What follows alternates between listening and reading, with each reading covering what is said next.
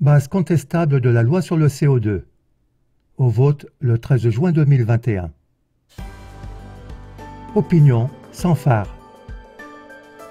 Aujourd'hui, avec un extrait de l'article « La folie du CO2 » de Stefan Hamaker, ingénieur mécanicien diplômé au TH, qui a été publié dans le magazine Schweizer Zeit du 16 avril 2021. Les changements climatiques mondiaux inquiètent les gens, principalement parce qu'on sème la peur et la panique. Le reproche qu'on peut faire aux protagonistes, c'est-à-dire aux acteurs principaux de cette nouvelle vague de panique, c'est qu'ils adoptent sans critique les déclarations du GIEC, le groupe d'experts intergouvernemental sur l'évolution du climat, qui a fourni les thèses de l'accord de Paris. Cette organisation prétend pouvoir limiter l'augmentation de la température mondiale à 1,5 degré d'ici à 2050, simplement en réduisant les gaz à effet de serre tels que le CO2, le méthane, l'ozone, la vapeur d'eau, etc. Cette demande a été adoptée sans critique par le Conseil fédéral et par le biais d'une énorme réaffectation de fonds. Elle doit déterminer l'agenda environnemental de la Suisse pour les 29 prochaines années et au-delà. Dans la stratégie énergétique 2050, la réduction du CO2 est mentionnée comme une réalisation possible, mais les conséquences sont cachées à la population. Avant le vote du 13 juin, les faits concernant les coûts doivent être mis sur la table afin que le peuple suisse puisse évaluer les avantages. Échec de la science. Les gaz à effet de serre seraient à eux seuls responsables de l'augmentation de la température observée ces dernières années. L'accent est mis sur le CO2, bien que son effet soit 9 fois plus faible que celui, par exemple, de l'humidité atmosphérique. Le fait qu'une telle importance soit accordée à cette thèse montre un échec total de la science. Leur travail consiste à vérifier les conjonctures et non pas, comme c'est le cas ici, à soutenir unilatéralement les modélisations informatiques absurdes sans fondement clair, mais qu'on n'a pas le droit de remettre en question en raison de la terreur du mainstream en vigueur depuis le début. Manque de coopération.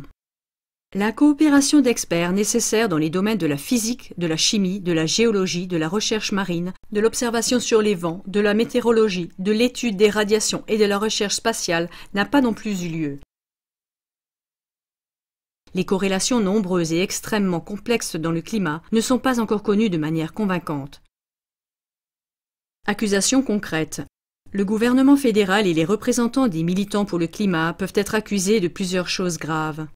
Si l'hystérie du CO2 s'avère être une erreur d'appréciation due à une recherche insuffisante sur les causes de la hausse de la température mondiale, il n'y a pas de plan B. Un temps précieux aura été perdu dans la recherche d'autres causes et de l'acidification du changement climatique. Assimiler le CO2 au terme climat est malhonnête car il existe de nombreux facteurs d'influence qui sont responsables de la formation du climat.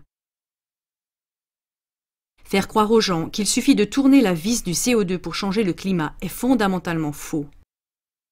Le climat est généralement important pour tout le monde et un projet concernant le climat ne doit en aucun cas être piloté par des forces influencées par l'idéologie. Une indication claire de cela est la désignation par réflexe des critères des thèses du GIEC comme négationnistes du climat. Ceux qui n'ont rien à cacher ne recourent pas à de tels arguments, sinon ils prouvent une attitude non scientifique. Sortie de l'impasse.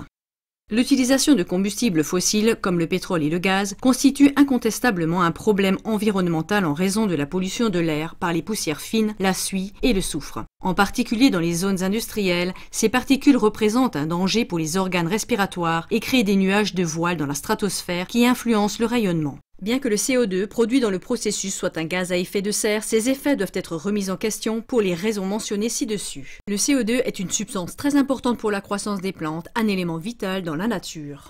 Le problème du CO2 est étroitement lié aux combustibles fossiles et constitue en fait un problème de pollution de l'environnement qui doit être résolu par une nouvelle approche. Mais tout d'abord, il faut rejeter cette loi insensée sur le CO2 car elle gaspille plusieurs milliards de francs suisses sans avoir le moindre effet sur son but. C'est une politique fiscale que de faire peser sur l'énorme montagne de dettes de la pandémie de Covid cette hypothèque de plusieurs milliards. Cet argent serait mieux investi dans la recherche sur les causes du changement climatique, dans la gestion de l'eau, l'approvisionnement en énergie et la protection de l'environnement. C'était quelques extraits de l'article de Stefan Hamaker. En ce qui concerne les recherches sur les causes du changement climatique mentionnées par Hamaker, nous recommandons l'émission « Les vaches qui rôtent climat de colère » du fondateur de CLA-TV, Ivo Sazek. Dans cette émission, il a dit clairement son opinion sur le rapport de SRF1, selon lequel le méthane émis par les vaches qui rôtent est encore plus nocif pour le climat que le CO2.